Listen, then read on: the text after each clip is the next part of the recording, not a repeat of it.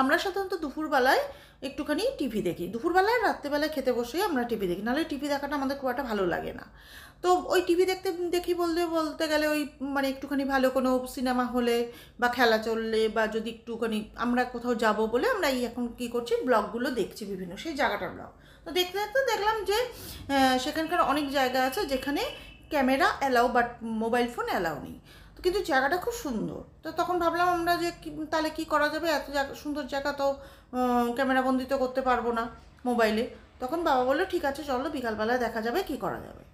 তো সেই মতোই আমরা বিকালবেলা 3 জন গাড়ি নিয়ে বেরিয়ে পড়লাম। তো আমরা এখন এসেছি ব্যাংক মোড়ের এই বালাজি, দেখুন বালাজি ফটো ভিশন বলে এই দোকানটা। তো এই দোকানটার নাম্বার আমরা নেট থেকে জোগাড় করেছিলাম। তো ওনাদের কাছে আমরা যেটা চাইছিলাম, তো ওনাদের কাছে ফোন করে বলাতে ওনারা বললো হ্যাঁ আছে আপনারা আসুন। আমরা দোকানে এসে ফার্স্টে ওনাদের কাছ থেকে পারমিশন নিলাম যে একটুখানি ভিডিও করা যাবে কিনা। ওনারা খুব আনন্দ সহকারেই হ্যাঁ বললেন এবং যথেষ্ট আমাদেরকে কোঅপারেট করলেন। তাই জন্য আমার হাজব্যান্ড কী করলো, বাইরে থেকে একদম ক্যামেরাটা করে নিল। তো আমরা এখানে এসে EOS R50 এই মিররলেস ডিজিটাল ক্যামেরাটা আমরা এখান থেকে কিনলাম। তো এইটা হচ্ছে এর ফিচার, এটা লাস্ট কবে তৈরি হয়েছে, তো সমস্ত কিছু এই এই ফিচারটার মধ্যে লেখা রয়েছে। তো প্রথমে উনি আমাকে বলেছিলেন যে আমাকেই ওপেন করতে, আনবক্সিং করতে বক্সটা। আমি বললাম যে না, আপনি আনবক্সিং করে আমাদেরকে ডেমনস্ট্রেশনটা ভালো করে দিয়ে দিন।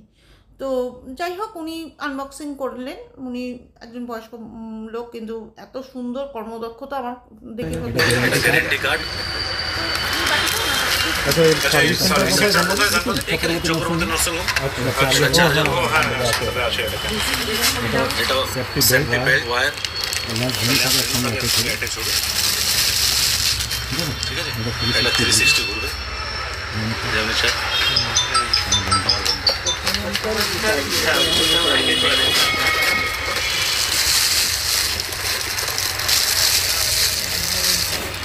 একটা লক সিস্টেম দিয়েছে। অনেকবার হয় কি কাঁধে দিয়ে লেন্সটা আপ অ্যান্ড ডাউন হতে থাকে, তার জন্য একটা লক সিস্টেম করে দিয়েছে, তাকে যেমন না হয়।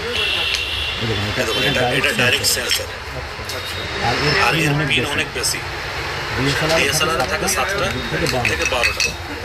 এটা low light purpose plus picture quality ভালো প্লাস DSLR নয়, না DSLR থেকে উপর।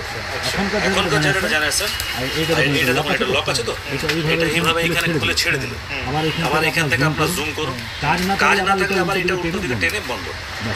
এটা বন্ধ যখন ক্যামেরা ওটা ভিডিও করছে বললে এখানে ঘুরে দিলে লাস্ট ছেড়ে দিলে আবার এখান থেকে জুম। এটা হচ্ছে পয়েন্ট, এটা হচ্ছে পয়েন্ট বন্ধ করা থাকে। 18 এর পরে আবার এখানে নিজের দিকে টানবে, এটা লক হয়ে গেল।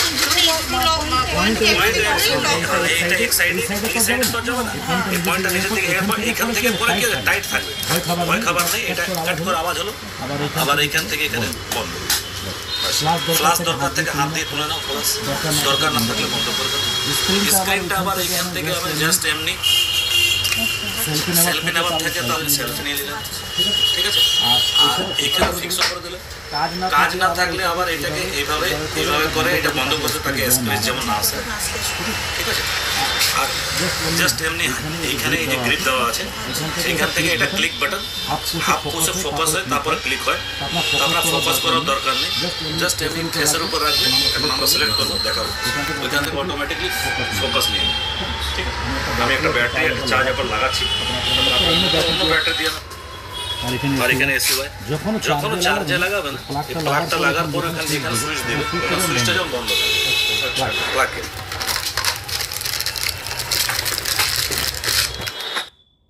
যাই হোক আমাদের মোটামুটি ক্যামেরাটা নেওয়া হয়ে গেছে। এখন তার অ্যাক্সেসরিজগুলো উনি ভালো করে লাগালেন, একটা ব্যাগ, একটা মেমোরি কার্ড, আর ওই গ্লাসটাকে প্রোটেক্ট করার জন্য একটা লেন্স, গ্লাস প্রোটেক্ট বলে একটা জিনিস, এটা নেওয়া হলো।